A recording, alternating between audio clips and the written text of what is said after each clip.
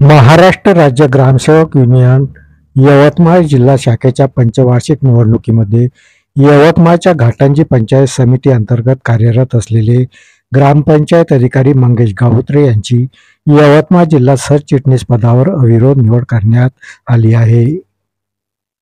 राज्याचे संयुक्त सचिव तथा मुख्य निवडणूक निरीक्षक कमलाकर वनवे, अमरावती विभागाचे सहसचिव चांद कुरेशी व निवडणूक निर्णय अधिकारी माणिकराव मस्के यांच्या उपस्थितीत निवडणूक प्रक्रिया घेण्यात आली.